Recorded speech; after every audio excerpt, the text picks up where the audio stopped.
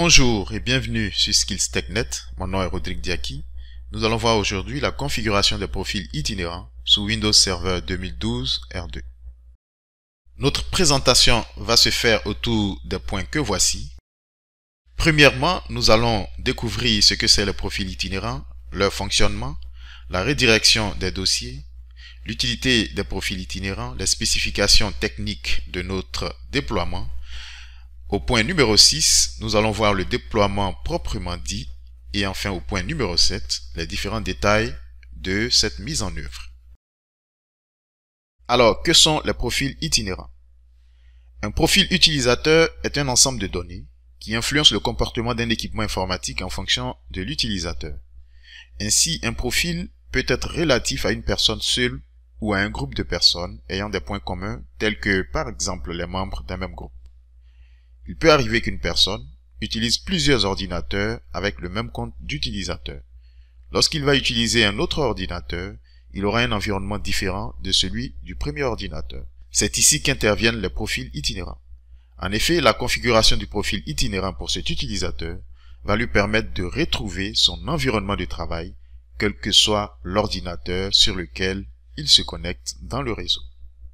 Ainsi, il pourra conserver ses documents, ses paramètres et son environnement de travail, incluant les points suivants: les favoris Internet Explorer, la liste des derniers documents utilisés, tous les modèles créés pour la suite Microsoft Office, les cookies utilisés par Internet Explorer, les mots de passe utilisés pour les sites web, l'apparence de son bureau, à savoir l'arrière-plan, le menu démarrer classique normal, les raccourcis et le menu démarrer, les paramètres de certaines applications comme Adobe Reader. Alors, comment fonctionnent les profils itinérants?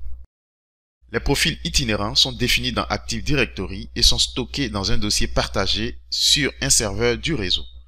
Ce dossier est téléchargé dès la connexion d'un utilisateur à partir de son poste de travail sur le réseau. Le dossier en question n'est pas un dossier système, c'est un dossier créé et configuré par l'administrateur système. Le principe des profils itinérants consiste à recopier à l'ouverture de session de l'utilisateur les données stockées dans le dossier des profils vers le poste de travail. Celui-ci peut modifier ces données en local au cours de sa session. Elles seront recopiées du poste vers le serveur lors de la fermeture de la session. Par défaut, la copie locale des données est conservée sur le poste, offrant un usage nomade hors du réseau. Le fichier contenant le profil itinérant s'appelle RUP, Roaming User Profile.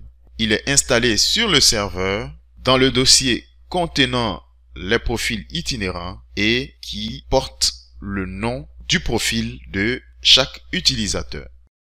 Qu'est-ce que la redirection des dossiers? Alors, nous n'allons pas configurer la redirection des dossiers dans cette vidéo. Néanmoins, nous allons quand même aborder ce terme parce que nous allons faire cette configuration dans une vidéo ultérieure. Alors, la redirection des dossiers peut être utilisée en plus des profils itinérants. Elle permet de rediriger sur le serveur uniquement certains dossiers du profil d'un utilisateur, comme par exemple le bureau et les documents, sans systématiquement tout rediriger comme c'est le cas avec les profils itinérants. Les avantages sont nombreux. Il y a moins d'espace disque utilisé par le profil, moins de bandes passantes nécessaires pour charger le profil, et la redirection est configurable via des GPO et non par les propriétés du compte comme point profil itinérant. Il y a également un couplage possible avec les fichiers hors connexion pour synchroniser uniquement les fichiers modifiés. Pour obtenir de meilleures performances, l'utilisation des profils itinérants est généralement couplée avec la redirection des dossiers. Quelle est l'importance de l'utilisation des profils itinérants dans une infrastructure réseau? Les profils itinérants sont très utiles dans les grands réseaux parce qu'ils améliorent la mobilité des utilisateurs et permettent la centralisation des données de profil utilisateur. Ils donnent également la possibilité de permettre à un utilisateur dont le poste de travail est en panne de travailler immédiatement sur un autre poste en attendant la remise en état de son poste d'origine, parce qu'à partir de n'importe quel poste du réseau, Windows est capable de charger son ancien profil stocké sur le serveur afin de lui permettre de travailler en toute tranquillité en attendant que son poste soit remis en état. Spécifications techniques. Nous allons utiliser une infrastructure Active Directory déployée dans un environnement Windows Server 2012 R2 géré par un contrôleur de domaine sur lequel nous avons installé le service DNS. Le domaine Active Directory sera skills.local. Nous avons également deux postes de travail qui tournent sous Windows 10 qui vont nous servir de test. Ainsi, l'utilisateur SKUser1 sera connecté sur le PC1 et SKUser2 sur PC2. Nous avons regroupé dans ce tableau les spécifications techniques matérielles et systèmes du serveur et des postes de travail. Alors, il ne s'agira pas pour nous de reprendre la configuration d'Active Directory, du DNS et de la jonction des postes clients au domaine. Ce sont des thèmes que nous avons déjà abordés dans la vidéo VMS 007. Nous allons ici exclusivement débattre de la configuration des profils itinérants dans une infrastructure Active Directory existante. Nous arrivons maintenant à la phase de déploiement des profils itinérants. Alors, le déploiement va se faire en deux grandes phases. Premièrement, je vais vous présenter l'environnement de chaque utilisateur. Il s'agira donc de présenter le papier peint du bureau, les raccourcis du bureau et les fichiers qui se trouvent dans mes documents. Ensuite, dans la deuxième phase, nous allons voir les différentes étapes du déploiement. Premièrement, nous allons créer un dossier sur le serveur qui va stocker les différents profils. Deuxièmement, nous allons partager le dossier et donner les autorisations nécessaires aux administrateurs et aux utilisateurs du domaine. Troisièmement, nous allons créer un objet stratégie de groupe, GPO, pour gérer les profils. Et enfin, quatrièmement, nous allons faire un test de bon fonctionnement. Nous allons donc tout de suite partir dans notre environnement VMware Workstation pour déployer les profils itinérants dans une infrastructure Active Directory sous Windows Server 2012 R2. Nous voici dans notre environnement de démonstration VMware Workstation. Nous avons donc ici notre serveur sur lequel nous allons déployer les profils itinérants. C'est un contrôleur de domaine Windows Server 2012 R2 sur lequel j'ai installé Active Directory et le service DNS, comme je l'ai déjà expliqué. J'ai mis ici sur la barre des tâches en raccourci l'outil utilisateur et ordinateur Active Directory, de même que le gestionnaire des stratégies de groupe et le command.com. Je vais lancer utilisateur et ordinateur Active Directory pour justement présenter ce qui a été déjà fait. J'ai donc créé une unité d'organisation à l'intérieur de laquelle j'ai créé deux autres unités d'organisation, ordinateur, où je vais copier nos deux ordinateurs de test plus tard. Ensuite, j'ai une autre unité d'organisation utilisateur à l'intérieur de laquelle j'ai créé nos deux utilisateurs de test que voici. Voilà, tout est donc en place au niveau de l'outil utilisateur et ordinateur Active Directory pour déployer les profils itinérants. Je vais maintenant présenter les deux ordinateurs Windows 10. Donc ici nous avons le PC1. Nous remarquons très bien le papier peint pour cet utilisateur SKUser1. C'est donc un papier peint qui présente une plage. Ce papier peint est bien connu parce que c'est un papier peint natif Windows 10. Et à droite, nous avons deux dossiers, ou du moins deux raccourcis, qui pointent vers deux dossiers qui se trouvent dans mes documents. Donc, quand je fais double-clic sur document employé, voilà, je me retrouve directement dans document, à l'intérieur duquel nous avons créé deux dossiers, document employé et document RH. À l'intérieur de ces deux dossiers, il y a également des fichiers et nous pouvons également visualiser le profil local de l'utilisateur SKUser1 qui se trouve dans C utilisateur SKUser1. Voilà tout ce que nous avons donc qui concerne le profil de l'utilisateur SKUser1. Voilà, je vais cacher donc les fichiers qui ne nous servent pas. Voici donc l'ensemble des fichiers et dossiers qui concernent le profil de SKUser1. Ensuite, nous avons le PC2 qui sera utilisé par SKUser2. Nous voyons que le papier peint est donc un nageur.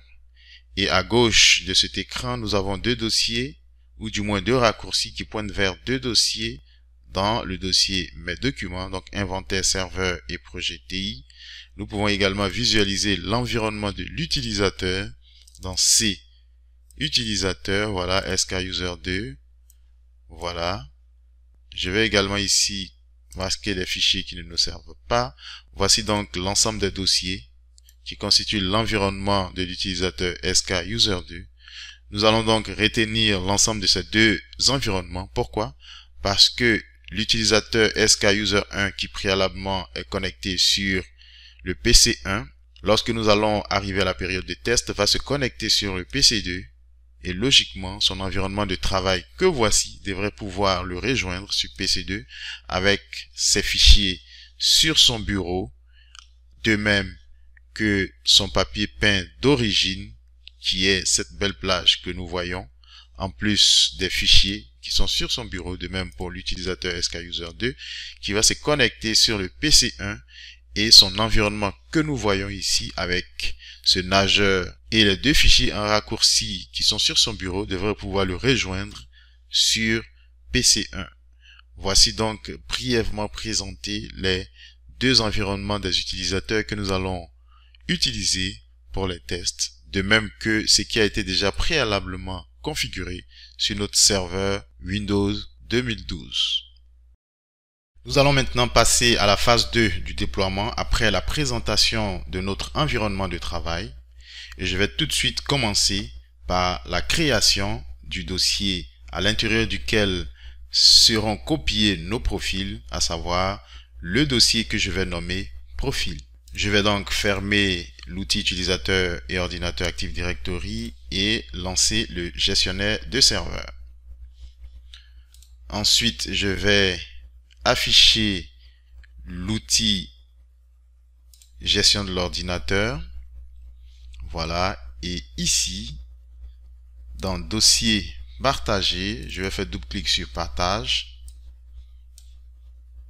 Voilà. Et ici, je vais créer mon dossier profil. Je fais donc clic droit, nouveau partage.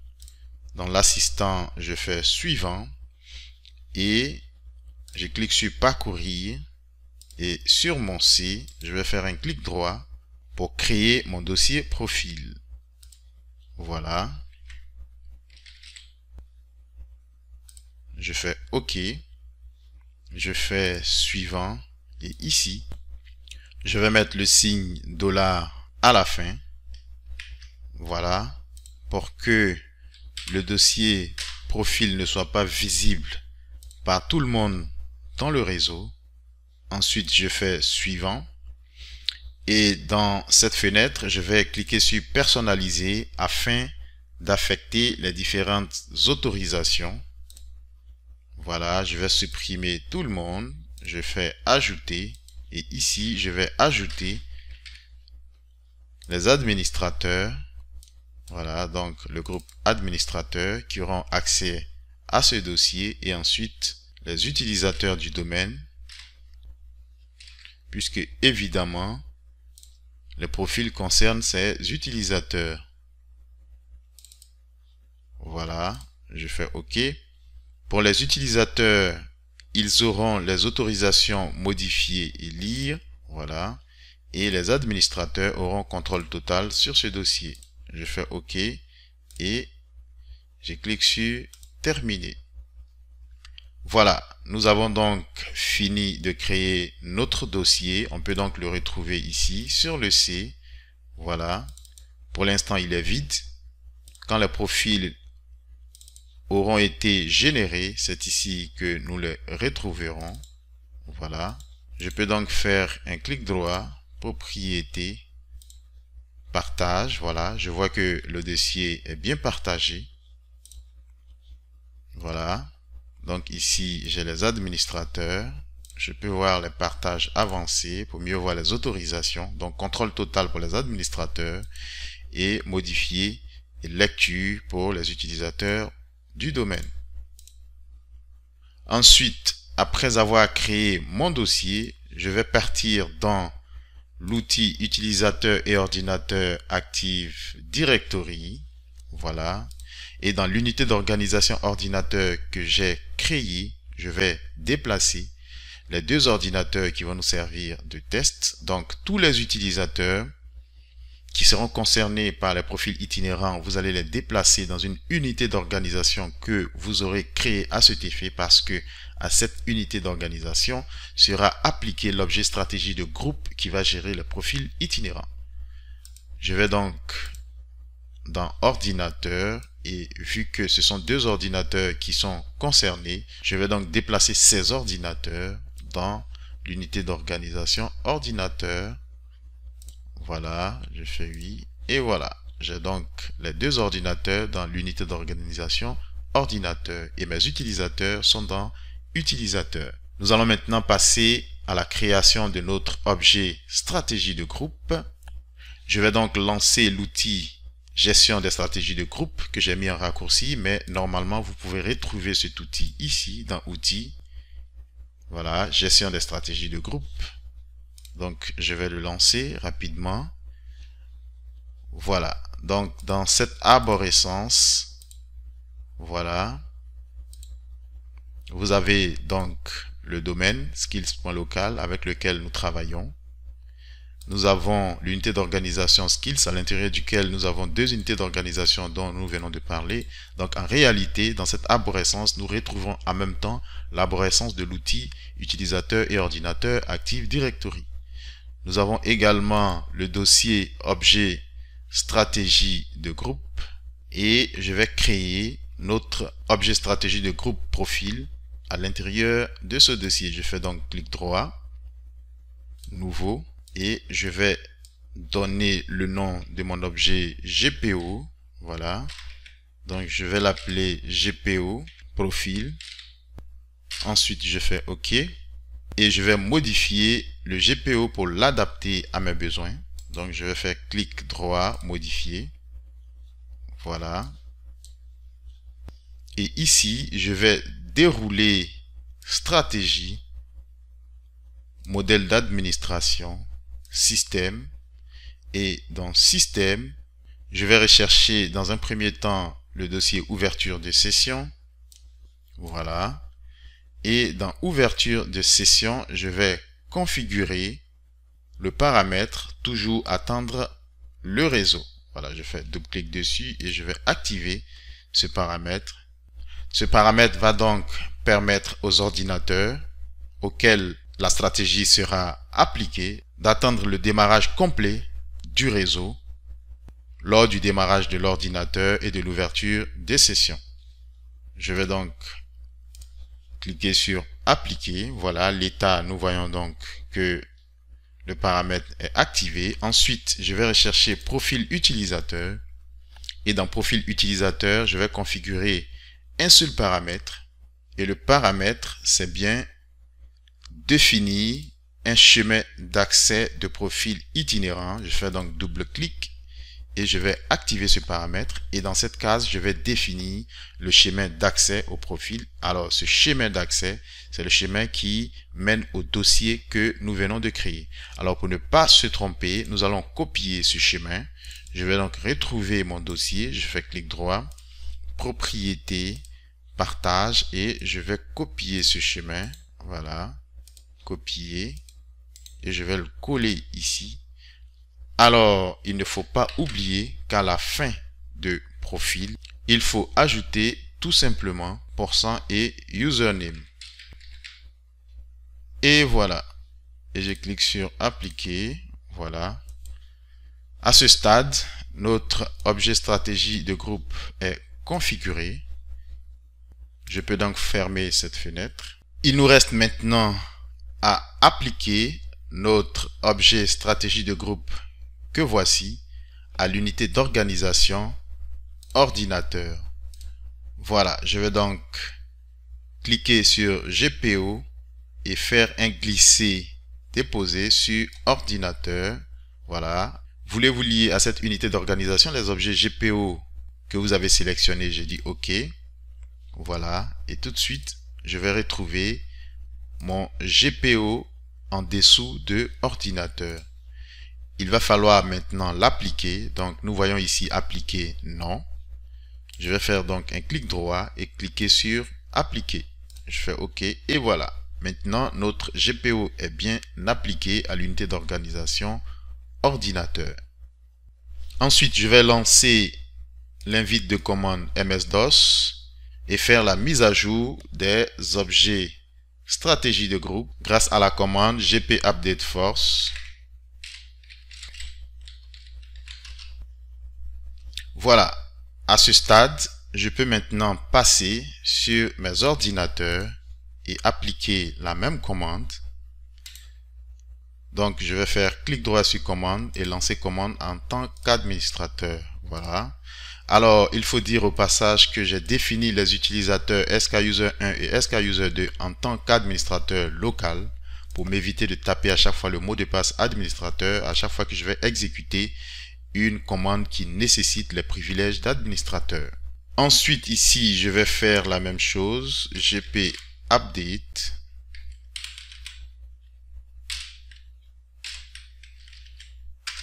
Espace force. Je fais entrer. Voilà. Ensuite, je vais exécuter la commande qui me permet de visualiser toutes les stratégies de groupe qui s'appliquent à cet ordinateur. Donc, la commande, c'est gp result espace /r et je fais entrer. Voilà. Juste pour vérifier que mon objet stratégie de groupe GPO s'est bien appliqué. Et voilà, donc ici dans paramètres ordinateur, souvenez-vous, c'est le paramètre ordinateur que nous avons configuré. Je vois donc ici GPO profil. Voilà, objet stratégie de groupe appliqué. Donc GPO profil que nous avons créé. Cela signifie que notre objet stratégie de groupe s'est bien appliqué à cet ordinateur. Je vais donc faire pareil sur PC2. Voilà. Je fais clic droit, exécuter en tant qu'administrateur. Voilà. Et je fais gp update force pour faire la mise à jour des stratégies de groupe.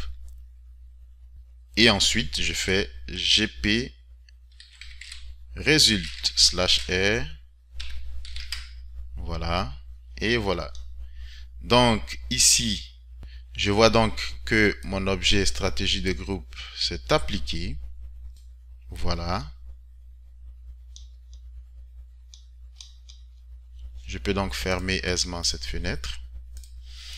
Alors, je vais juste rappeler que dans le principe de fonctionnement des profils itinérants, les profils de ces deux utilisateurs doivent donc être copiés dans le dossier profil. Mais en ce moment, ce dossier est vide. Parce que justement, lorsqu'on créait ce dossier, les deux postes avaient déjà démarré.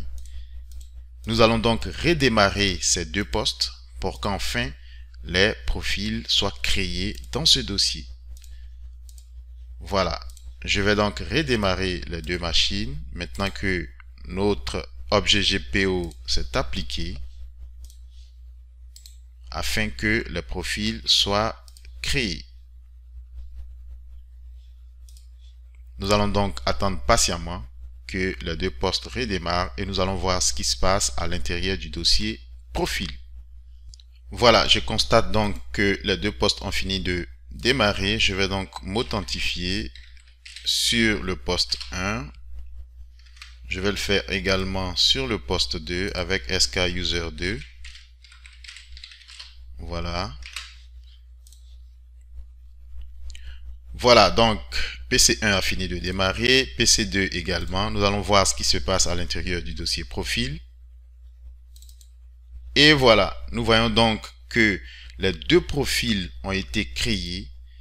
Et lorsque je fais double-clic, vous voyez que même en tant qu'administrateur, je n'ai pas les droits de pouvoir afficher les profils des utilisateurs.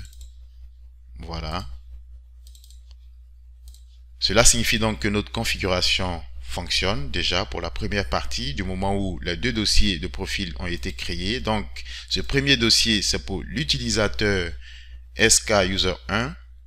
Voilà. Et ce deuxième dossier, c'est pour l'utilisateur SKUser2 qui s'est authentifié sur le PC2.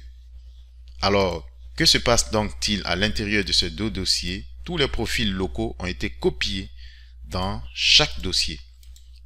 Ainsi, comme nous l'avons expliqué dans le fonctionnement des profils itinérants, lorsque chaque utilisateur va fermer sa session, toutes les informations concernant son profil seront recopiées à chaque fois dans ce dossier, de telle sorte que lorsqu'il va se déplacer sur n'importe quel ordinateur du réseau, l'ensemble des données du profil seront téléchargées sur cet ordinateur à partir de chacun de ces dossiers.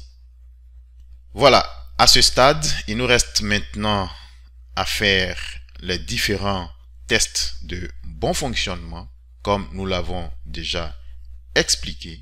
Pour cela, nous allons donc faire un petit rappel. Alors, notre rappel concerne donc l'organisation de l'environnement de travail pour chaque utilisateur. Alors, l'utilisateur SKUser2 connecté sur le PC2 a donc pour papier peint le nageur, bien sûr, et en raccourci, il a deux raccourcis, inventaire serveur et projet TI. Et dans le dossier mes documents, il a deux documents justement, inventaire serveur et projet TI. Quant à l'utilisateur SKUser1, il est connecté sur le PC1, il a pour papier peint la belle plage dont nous avons parlé. Il a également deux raccourcis, documents employés et RH. Et dans mes documents, il a deux documents présents qui sont documents employés et RH. Alors, le test de bon fonctionnement va donc se passer de la manière suivante.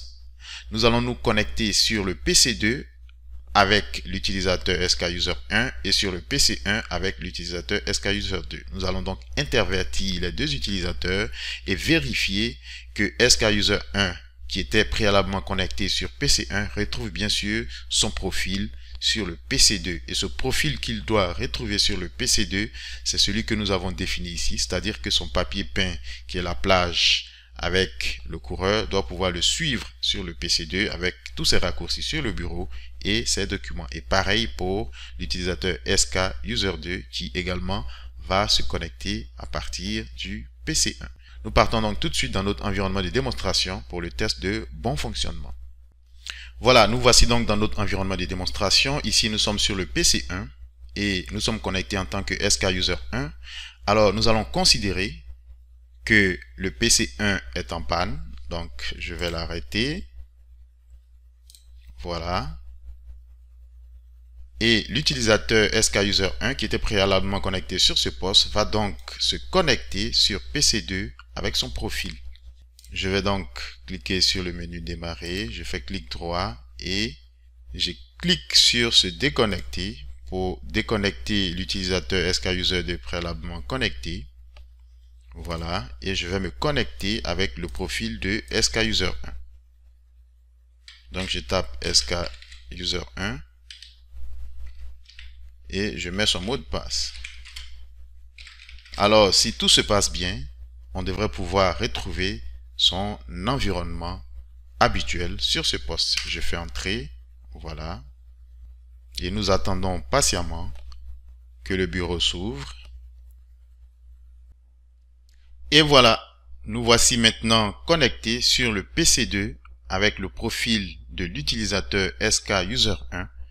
Nous reconnaissons cette belle plage avec cette dame en train de courir. Et nous reconnaissons également les deux raccourcis qui pointent vers les dossiers documents employés et documents RH. Et à partir de ces raccourcis, nous pouvons accéder aux fichiers dans ces documents. Voilà.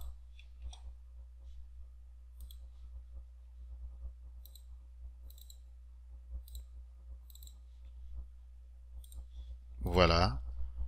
Donc, nous sommes connectés sur PC2 avec le profil de l'utilisateur SKUser1 qui normalement est connecté sur le PC1. Nous pouvons également démarrer le PC1. Voilà. Et nous allons nous connecter sur ce poste avec le profil de l'utilisateur SKUser2 qui est censé se connecter sur PC2. Voilà. Le PC1 démarre donc. Voilà, nous allons nous authentifier en cliquant sur autre utilisateur. Et ici, je vais mettre le nom d'utilisateur SKUser2. Voilà.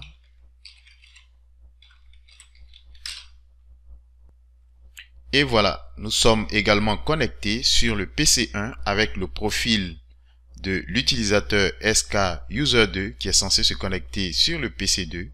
Nous avons donc inversé les deux profils. Cela prouve donc que notre configuration fonctionne parfaitement puisque les profils peuvent se déplacer d'un poste à l'autre. C'est vraiment cela l'objectif des profils itinérants.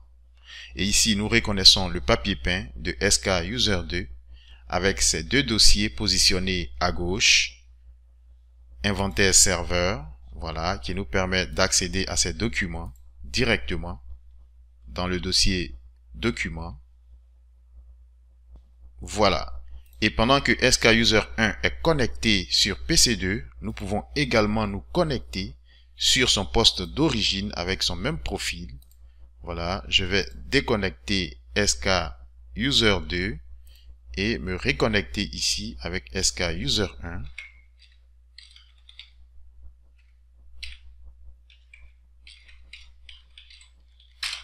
Voilà. Et voilà. Les deux profils sont donc connectés sur deux postes différents. Cela prouve la flexibilité de l'utilisation des profils itinérants. Voilà. Je vais maintenant reconnecter SK User 2 sur son poste d'origine. Voilà. Je vais déconnecter SK User 1.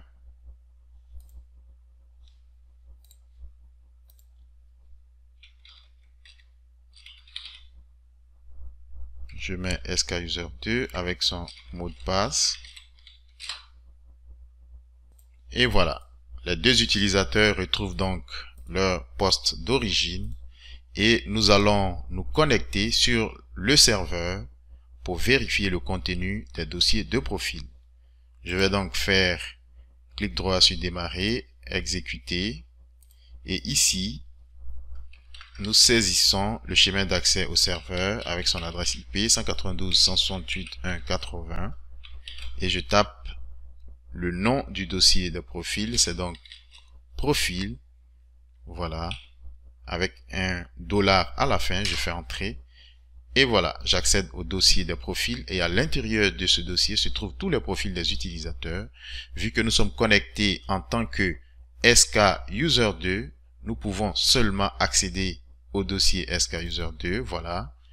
Quand je tente d'accéder à SK User 1, voilà, le système me bloque parce que je n'ai pas les autorisations pour pouvoir accéder à ce dossier. Donc ici, je retrouve tous les documents qui concernent mon profil. Donc dans documents, j'ai tous mes dossiers. Voilà, j'ai également mon bureau, tout ce qui se trouve sur mon bureau. Et nous remarquons également que nous avons notre dossier vidéo qui peut contenir nos vidéos, téléchargements, nos favoris, la musique également. Alors, si toutefois nous avons des fichiers dans ces différents dossiers, lorsque nous nous déplaçons, le système des profils itinérants télécharge également le contenu de ces dossiers sur le poste sur lequel nous nous connectons. Et c'est vraiment cela l'inconvénient des profils itinérants.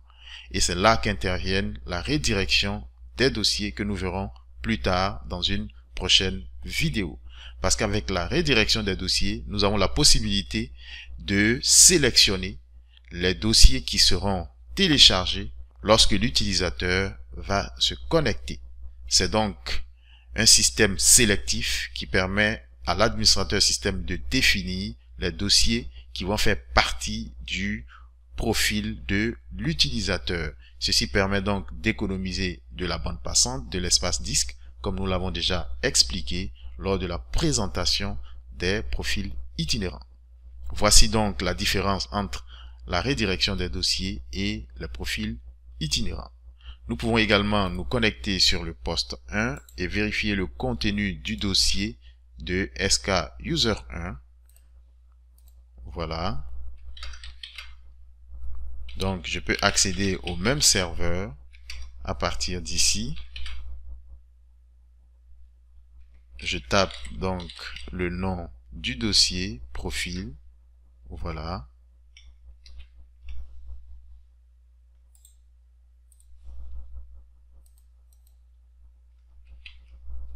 Je fais entrer, voilà. Et ici, je peux simplement accéder au dossier de SK User 1, comme je l'ai fait pour SK User 2. Et là, je ne peux pas accéder au dossier de SKUser2 parce que je n'ai pas les autorisations. Voilà, j'ai également mon bureau, mes documents. Et voilà. Voilà, notre configuration est donc fonctionnelle. Nous pouvons utiliser aisément les profils itinérants pour nous connecter sur n'importe quel ordinateur de notre réseau. Alors, je voudrais également rappeler, ou du moins vous instruire sur quelques détails de cette configuration. Alors, il faut dire que les profils itinérants sont très sensibles à la configuration du DNS. Donc, si toutefois vous voulez réaliser ce lab et que vous avez des difficultés pour connecter vos profils sur une autre machine, par exemple, comme nous venons de le voir, si cela ne fonctionne pas, si vous avez des messages d'erreur, je vous conseille de revoir la configuration de votre DNS ou du moins de redémarrer simplement les services DNS sur votre contrôleur de domaine. Voilà, nous pouvons regarder comment cela se fait. Donc, je vais aller dans Services. Voilà. Et dans Services, je vais rechercher serveur DNS. Voilà, serveur DNS. Vous pouvez simplement redémarrer ce service parce que, comme je le disais, les profils itinérants sont très sensibles à la configuration DNS. Donc, une petite erreur de configuration dans le DNS ou un petit dysfonctionnement du service DNS peut bloquer le fonctionnement des profils itinérants. Donc, si vous avez des messages d'erreur sur vos ordinateurs parce que le profil n'arrive pas à se connecter, je vous conseille de redémarrer le service DNS. Voilà. Notre présentation est donc terminée. Vous trouverez le support concernant cette présentation sur notre site internet www.skills-technet.com dans le menu téléchargement où vous aurez les détails de cette configuration. Merci de nous avoir suivis et à très bientôt pour une nouvelle vidéo.